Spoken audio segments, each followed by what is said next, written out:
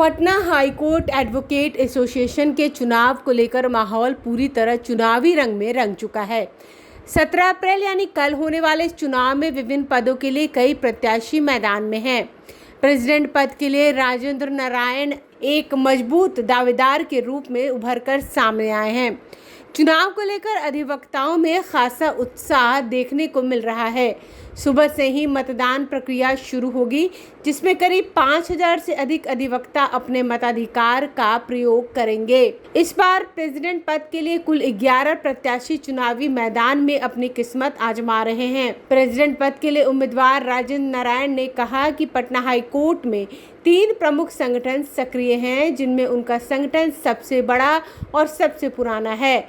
उन्होंने अधिवक्ताओं के हित में कई महत्वपूर्ण योजनाएं लागू करने का भरोसा दिलाया। राजेंद्र नारायण ने बताया कि लाइब्रेरी व्यवस्था को आधुनिक बनाया जाएगा। किताबों के रखरखाव और उनकी उपलब्धता को आसान बनाने के लिए ऑनलाइन सिस्टम लागू किया जाएगा, जिससे अधिवक्ताओं को डिजिटल माध्यम से सामग्री आसानी से मिल सके। इसके साथ उन्होंने युवा अधिवक्ताओं के प्रशिक्षण पर विशेष जोर देते हुए कहा कि सीनियर वकीलों की जिम्मेदारी है कि वे नए वकीलों को सही मार्गदर्शन दें। उन्होंने बताया कि वे पिछले 15 वर्षों से वकालत कर रहे हैं और अब तक 100 से अधिक इंटर्न को प्रशिक्षण दे चुके हैं। सुरक्षा के मुद्दे पर भी उन्होंने चिंता जताई और कहा कि अधिवक्ताओं की सुरक्षा के लिए बिहार में एडवोकेट प्रोटेक्शन एक्ट लागू कराने की दिशा में प्रयास किया जाएगा। उन्होंने विश्वास जताया कि यदि उन्हें मौका मिला तो वे अधिवक्ताओं के हित में ठोस और सकारात्मक कदम उठाएंगे।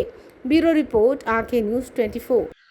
पटना हाईकोर्ट में एडवोकेट्स एसोसिएशन है, बहुत बड़ा एसोसिएशन है, 5200 से ऊपर मेंबर्स हैं, उसके वोटर्स हैं। उसी एसोसिएशन में बहुत सारे पोस्ट हैं, जिसमें उसका इलेक्शन है। मैं प्रेसिडेंट के पोस्ट के लिए दावेदार हूँ। सबसे पहले तो चूंकि वहां पे 3 एसोसिएशन है, एक एडवोकेट्स एसोसिएशन जैसा हमने बताया सबसे बड़ा, उसके बाद लॉयर्स एसोसिएशन है, उसके बाद एक बार एसोसिएशन कहलाता है। पहले ओरिजिनली उसमें बैरिस्टर से होते थे, अब बैरिस्टर तो कोई है नहीं। तो सबसे बड़ा मेरा एसोसिएशन होने के नाते इसमें एक लाइब्रेरी है, काफी अच्छी है, पुरानी है, लेकिन इसमें किताबों की संख्या, किताबों के रख रखाव, बैठने का, किताबों निकालने का, ये सब अभी सही नहीं, उसको काफी इम्प्रूव करना होगा।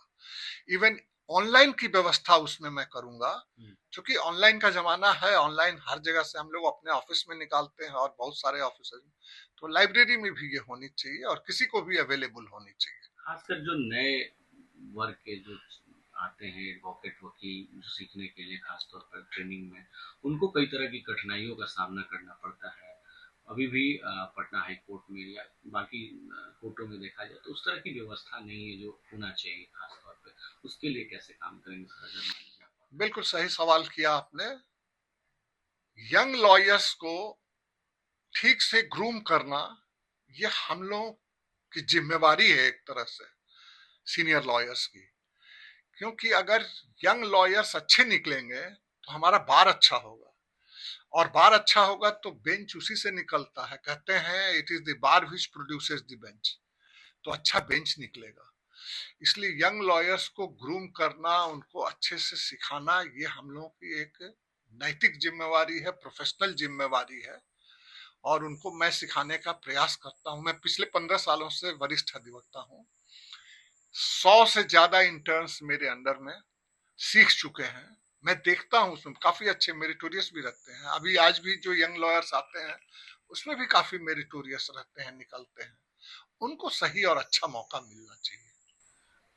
खास तौर पर बात करें तो एडवोकेटों को सुरक्षा को लेकर आए दिन जिस तरीके से कई बार धमकी भी मिलती है, कई तरह की समस्या भी उन पर होनी है, कई बार जाने भी जा चुकी हैं। इस तरह के जो वकील होते हैं उनको खास तौर पर सुरक्षा को लेकर सवाल उठ रहे हैं, इसको लेकर कैसे आप? सुरक्षा का मसला ये तो सरकारी स्तर पे बातें करने से होगा, इसके लिए कानून भी बनाना होगा। एडवोकेट्स प्रोटेक्शन एक्ट काफी राज्यों में, राजस्थान वगैरह में बन चुका है। यहाँ भी उसके लिए हम लोग पहल करेंगे और जो सही कदम है उचित दिशा में हम लोग उठाएंगे उसके। अगर आपने अभी तक हमारे चैनल को सब्सक्राइब नहीं किया है तो हमारे चैनल को जल्द से जल्द सब्सक्राइब करें, लाइक करें, शेयर करें। राजधानी पटना में कई वर्षों से शिक्षा में उत्कृष्ट योगदान दे रहा है Lohia Nagar Mount Carmel high school Kankarbagh Patna, जहां नर्सरी से कक्षा 12वीं तक की होती है पढ़ाई। 10वीं और 12वीं बोर्ड परीक्षा में 100% अंक का रिकॉर्ड।